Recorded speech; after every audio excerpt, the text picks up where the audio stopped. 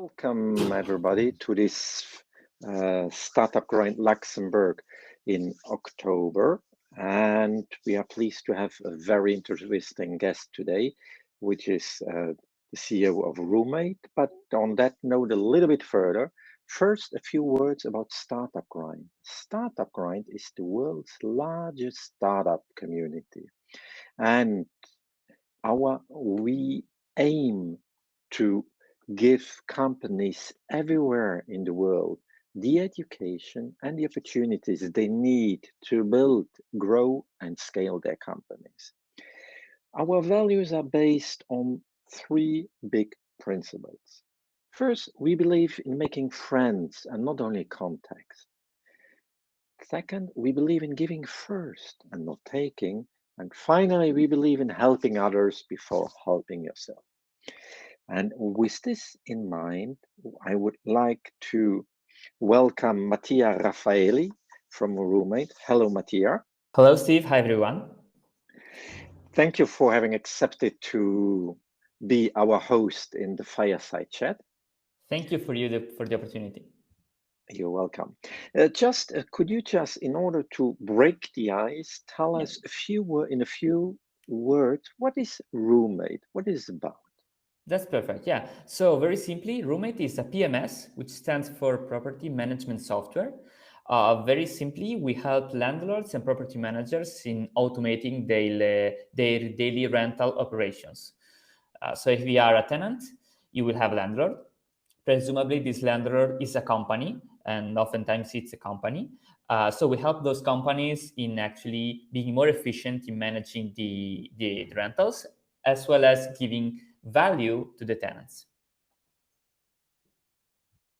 But what pushed you to do this, to offer this? I mean, how did you come about? So, very interesting question. Actually, we have two products. We have a mobile app for the tenants, and we have a software as a service for the landlord and property manager. The reality is that we were born back in 2017 out of our own necessities of university students, just with the tenants app. So there was just a tenants app, no landlord solution. We actually built that because we were roommates, as per the name goes, and we were struggling with our daily life. You know, we had post-its, we have whiteboards, and we argued a lot to organize chores, stuff, to pay bills, and also to share expenses. So what we did is that we created this app, actually digitizing the daily life of people sharing an apartment. However, then we understood that we were just solving one part of the problem, because for each tenant, there's at least one landlord. And so we understood from our tenants with whom we are in close touch also today, that they were not trusting their landlords. And so we said, you know what, we have already a digital solution for the tenant. Why don't we add something for the landlords as well? So that thanks to the technology and thanks to the digital, tools and means, we can bring transparency in this relationship. And so here we are today. Great, thank you.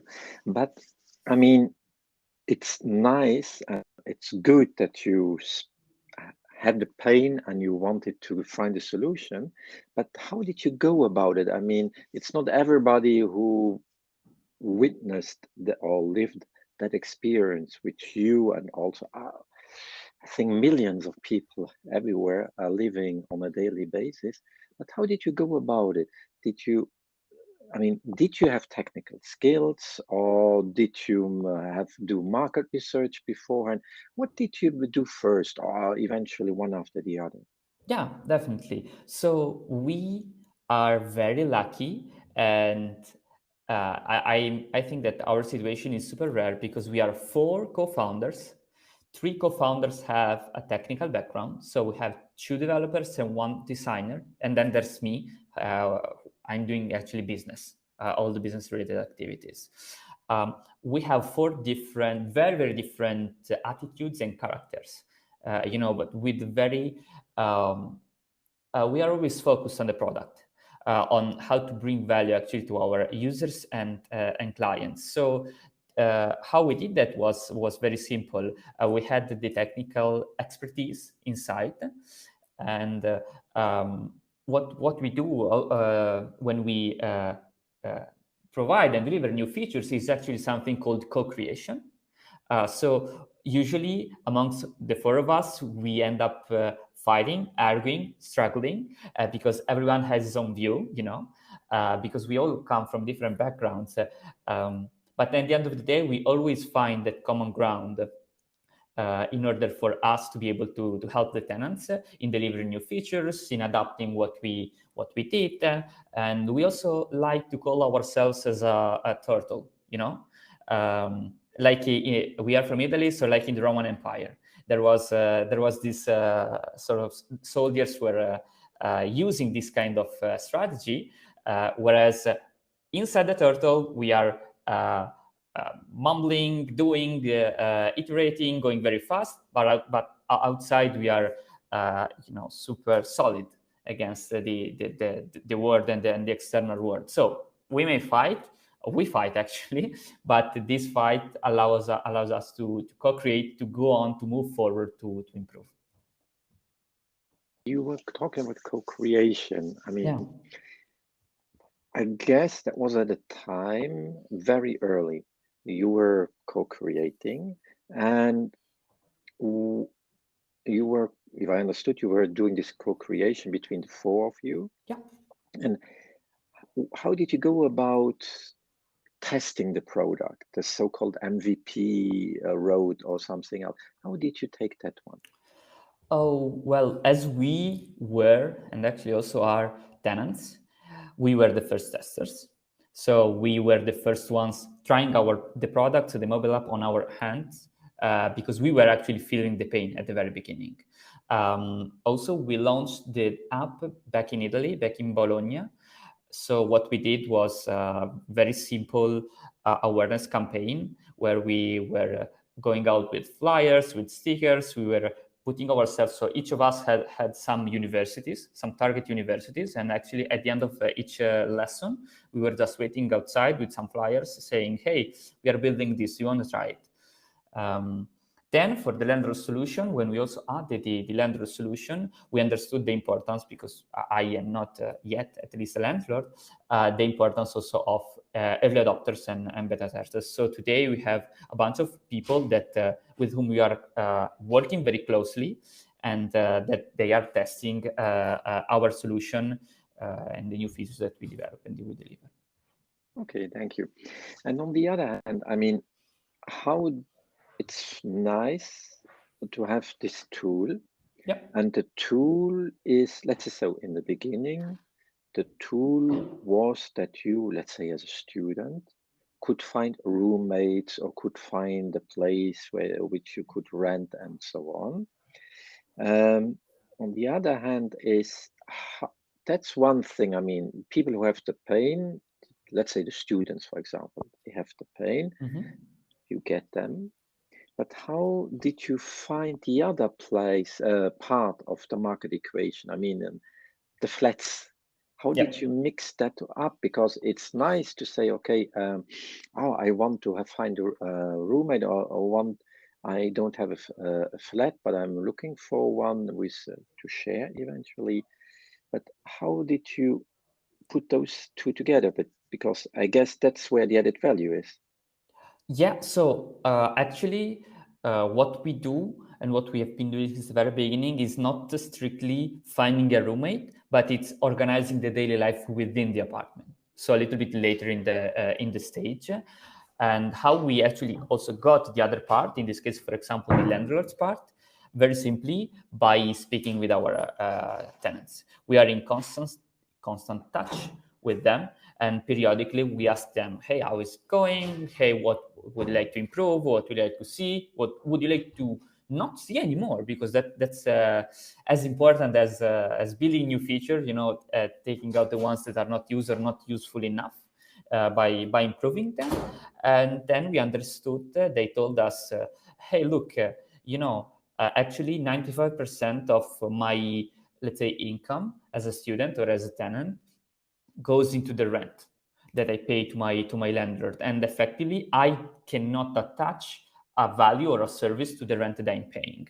I see this very important asymmetry of information where I don't know my landlord, I don't know what he or she or they are doing, and so I had this issue. On the other hand, we also understood, because then we started speaking with landlords as well, we understood that it was the same, that the landlords were not trusting tenants. Because they said actually landlords would have liked for the tenants to live in the apartment as if it were owned, with respect and with everything. But the tenant was not feeling like that, because he was saying, I'm just paying rent, I'm not owning the place. So this kind of asymmetry of information was, and I use the past tense because now we have been able to actually address it, was very important. And in this way, and thanks to the product that we now deliver to both, actually, we are able to provide value to both sides. Thank you. That is something which I see, but how did you go to market? Because the thing is, okay, it's nice to test it, to get subscribers, and eventually also landlords, and so to use it. But did you have, now we'll take it out another way. Did you do it to own money, or was it in the beginning just to say, okay, we have this problem, let's try to solve it, and out of that became eventually a business model? How was the approach? That's a very interesting question, and I have actually a very good use case for that, because we created that, again, as said before, out of our own necessities. So we were not thinking about money at all. We started with the Just Mobile app, and so we started ramping up in users. We came back in March 2018 with 10,000 loyal active users. So not downloads, but active users in Italy and abroad. But the reality is that we were solving a problem, because it was testified we had 10,000 loyal active users, but we had no way yet. We didn't find a way to monetize, so to get a business model out of that. We tested everything. I can tell you a funny story that we also tested delivery services to tenants, which were mainly students. And we asked them, what are the 2-3 most painful items that you buy that you don't want to carry the weight for, or this? And they said, look, water and toilet paper.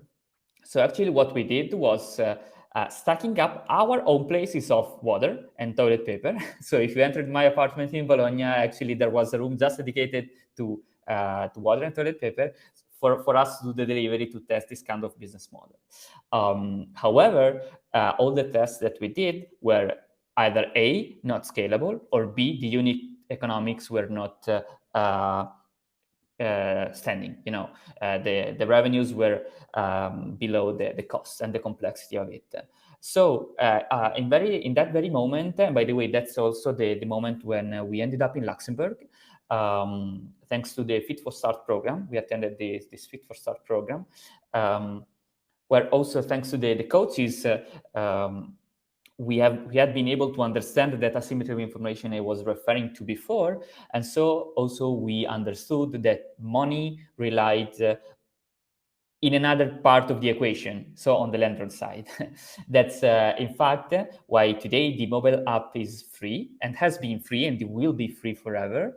However, we charge a monthly subscription, like a pure software as a service model, to the landlord, because we understood that actually the value is also there, and the business model has been shaped according to that.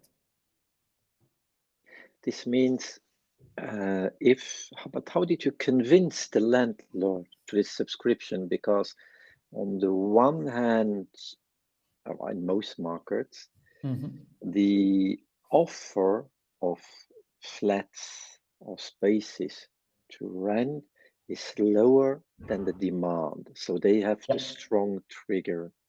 How did you convince them in order to pay for it? So Actually, what we do today so the product that we deliver to landlords is a property management software. We have the section for the listing, so to find the tenant. So that's just one part of it. But actually, what we do is we provide not only one solution for property management and rental management. This means, for example, that the tenant can pay the rent via the app, and the payment is verified automatically. That you have documents management, everything in the cloud, that you can e-sign documents, that you can centralize maintenance management and communications management. And so to your question, how did we convince them? Actually, we started speaking with them and we understood that most of them were working with Excel files still.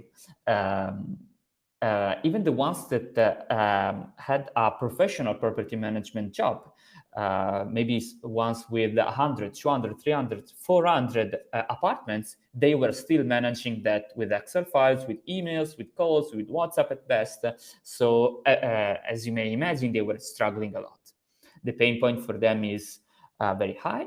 And what we deliver is an all-in-one solution for rental management, which is on one hand allows you as a landlord to find new tenants across several channels that we have been linking, but also they manage all the daily operations of your rentals. Again, rent collection is just an example, and in this way, what we do is actually saving the landlords time and money, allowing them to effectively have more time to acquire new apartments, so to grow faster, effectively.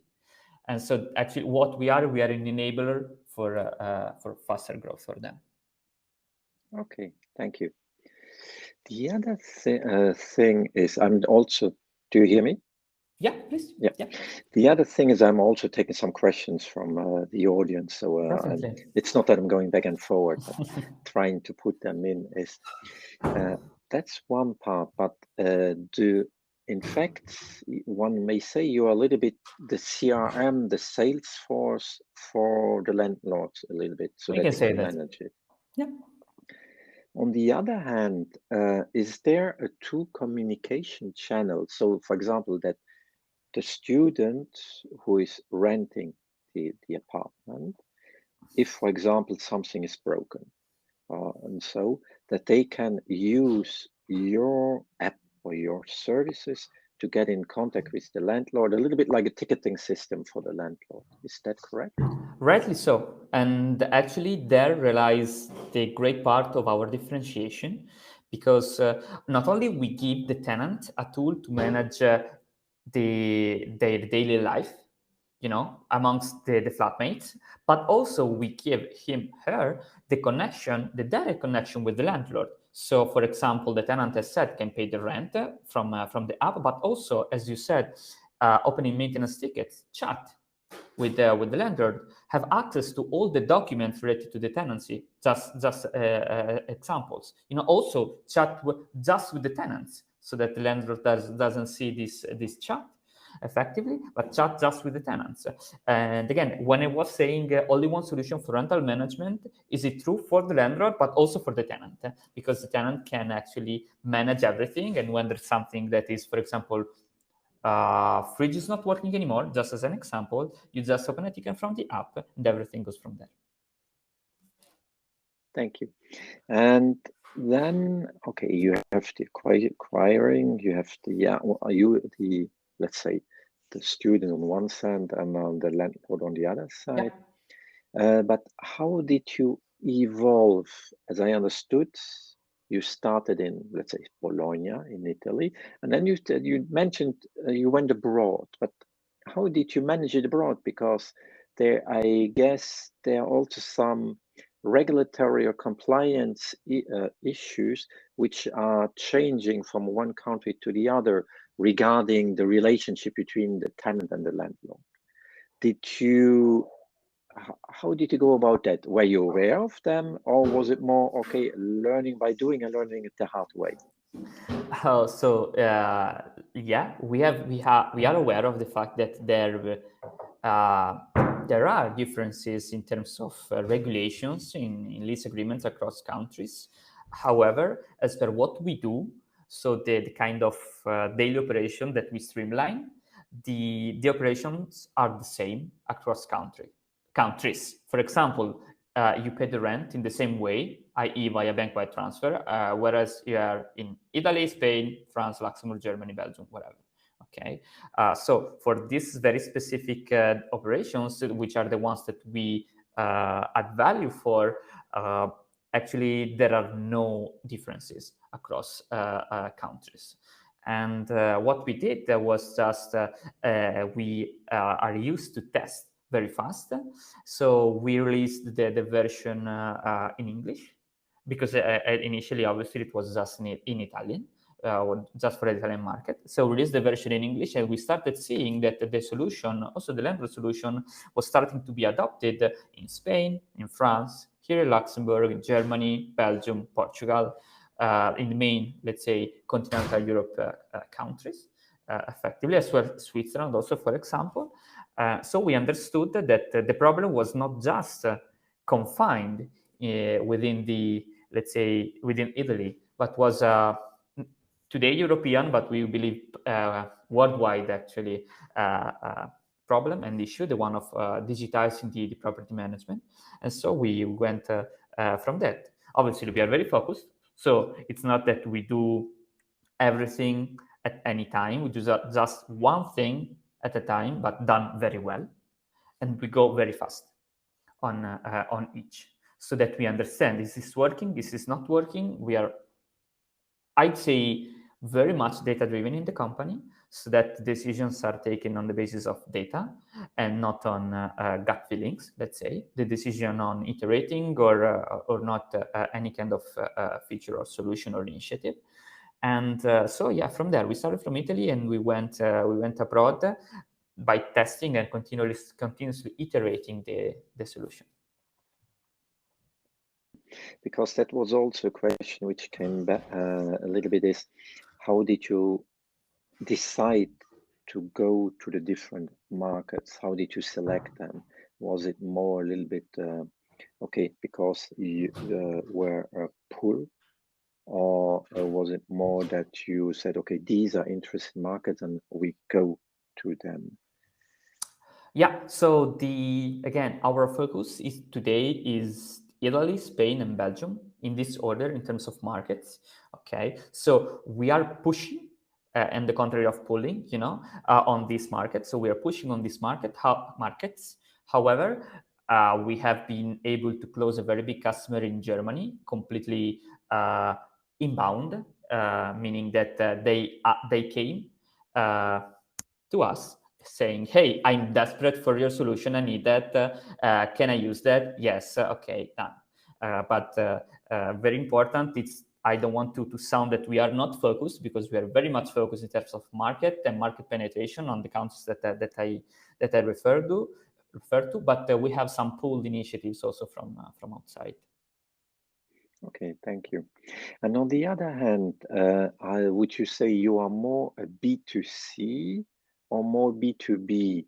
Because I guess the revenue model is more evolving to the B2B side, to the landlord side, to the syndicates or so ever, than to the B2C side, which are the let's say so, the renters, the tenants, and so on. Look, you are very right, because we sell just to B2B. Not because we do want to exclude B2C, but simply if you are a landlord, like a private one, having just one apartment, very simply, you don't need a software. You don't need a solution to manage your flat, a singular flat, just one.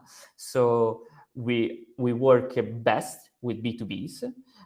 We have clients that range from 25 to 5,000 flats. But all companies. We just work with companies. Again, not because we don't want to work with B2C, because we are completely market-oriented and customer-centric. But in terms of pain points, if you are a private landlord, simply you don't need a software. And even if you would like to use Estelle as a private landlord, actually you could, because we have a free plan. So up to 10 flats, you can use Roommate Estelle, which is actually the name of the landlord solution, for free, so that you can enjoy the benefits of using the solution also, also if you are a private landlord, but that is not a segment on which we are focusing on. Then comes another question, a little bit chicken and egg. The question is, okay, you were you had a great founder team, you had the skills in-house to develop, but how did you, maybe when I say finance, I mean the resources in all, not only finance, but also the technical site infrastructure.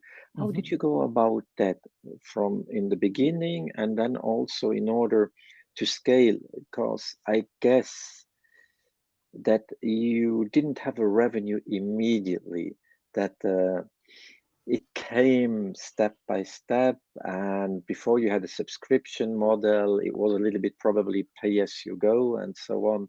But how did you tackle that one to cover your, when I say expenses, it's not only financial, it's really all the resources which you need in order to set up, to develop, to grow, and to render your services. Yeah, definitely. So on both sides, financial and let's say operations, we bootstrapped for the first 3 years.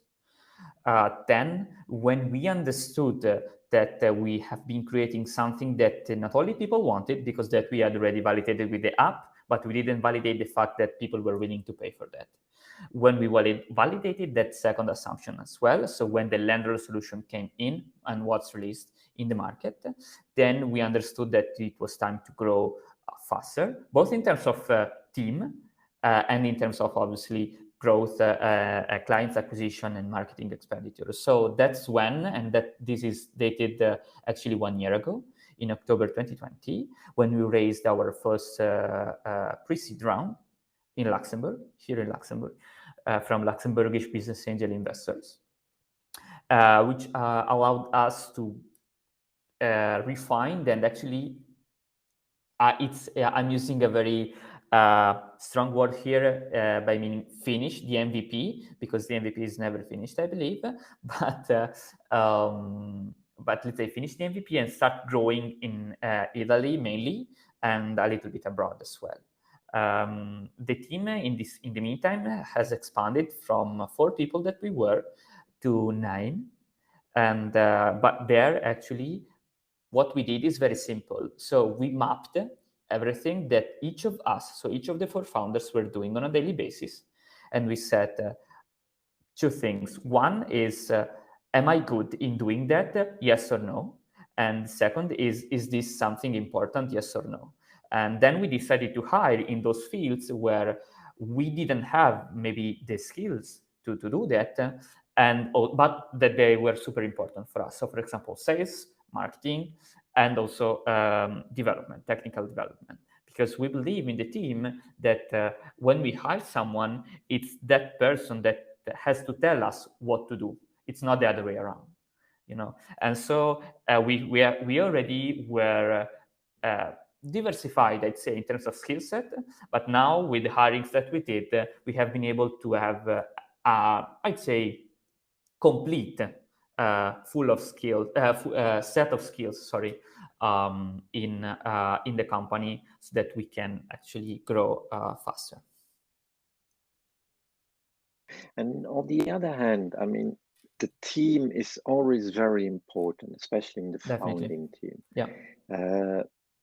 Have there been tensions between you, and that eventually, I mean, when you did this assessment, you have just been explaining to us that eventually one or the other said, okay, thank you, it's nice, but as you see, my skills are not necessarily anymore, but I want to stay in, but I will not be on operational side.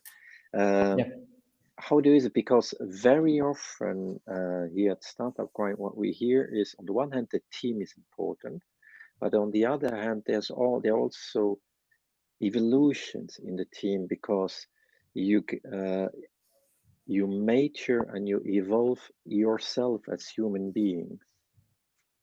Absolutely. So, first of all, it's not so common as you may imagine having a startup with 4 co-founders. So maybe you have just 1 or 2. And to your question, actually, we argue and struggle and discuss on a daily basis. But that's what we like, and that's what actually brought us here where we are today with the product and with the growth that we have been having. And for sure, each one of us, so each one of the founders, has been growing both on a professional and personal level from the start. I can tell you my story, very simple. In my previous life, let's say, I was an analyst, so I was a business analyst. So I joined Roommate, like in the founding team very early, doing my job, so doing the analyst job. But soon I understood that we had no product, we had no users, no customers. So what I'm going to analyze? Nothing. We have no data to be analyzed, And then I evolved my role from the analyst to a more generic business role, where I was doing customer acquisition, where I was doing also administration, then fundraising. And today I have those T-shaped roles, where I am actually vertically expert in some fields. For example, fundraising, financial planning, coming from my analyst previous life. And also I have a very analytical mindset. So I'm also good in, for example, understanding the customer's needs. That's why I'm also in charge of doing all the customer success tasks. However, on the other areas, I was able to evolve, for example, in understanding a little bit of the code. Obviously not coding myself, because I cannot code at all, and I don't want to do that, but at least understanding how the code is structured and also will be structured. And as I evolved this T-shaped skill set, also the my co-founders were able to do that. And in this way, by arguing every day, by arguing about actually everything from the color of a button in Excel to the strategy for the next 5 years, we have been able to arrive where we are today. Thank you. We come a little bit to the end, so I take the last questions which are popping Please. in. It is, okay, you are in a market, but in the beginning, okay, you were at a niche, you still have a niche, but how do you foresee, this is a little bit forward looking, Yeah. how do you foresee how you evolve, or eventually would you evolve more to partnerships? Because you have the classifieds, you have then the real estate agencies and so on. I mean, if they don't understand it, you are providing them even added value service to their clients. But if they don't understand it, they see you as a competitor. So how do you see the market evolving on that side? Yeah. So one of the biggest outcomes of the COVID-19 pandemic has been, for the real estate world, a very strong push to digitization. So what I see and what I foresee is that actually all the proptech movement we are actually in and we are leading, is going to be stronger and stronger and stronger over the years.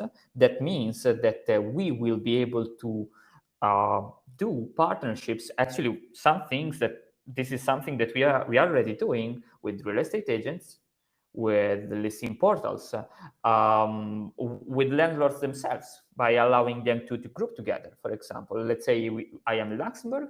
I want to do some networking with other landlords in Luxembourg to understand regulations, to do some sort of association, if you want. So we are also enabling that. And to your point, we need to be very clear when we speak with the listing portals and the estate agents that actually we are not there to steal their job. On the contrary, we are there to help, and that's it, to help them in working in a more efficient way.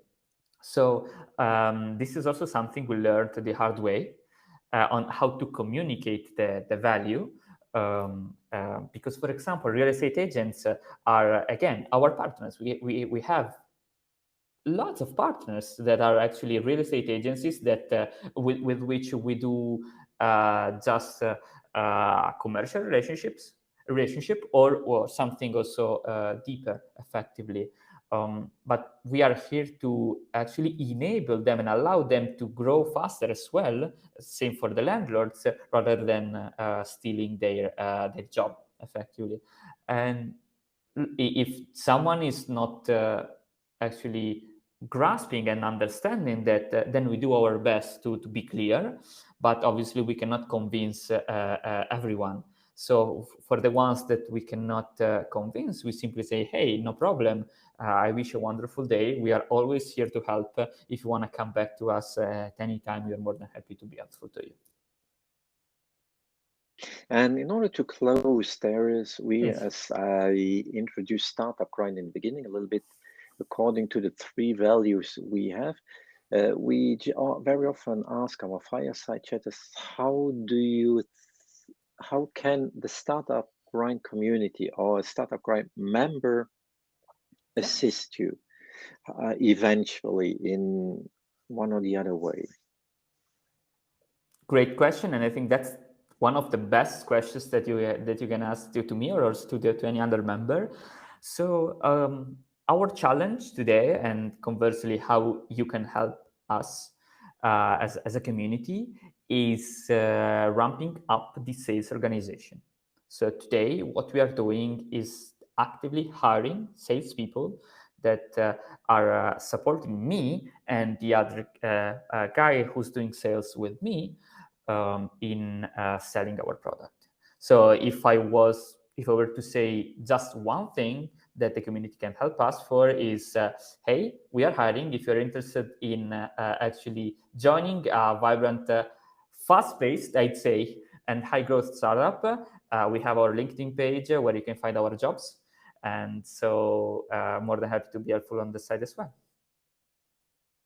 Very much, Mattia, and thank you for you, dear viewers, for having been with us, and wishing you still a good day, good afternoon, good evening, good morning, wherever you are. Thank you very much. Thank you, Steve. Bye all.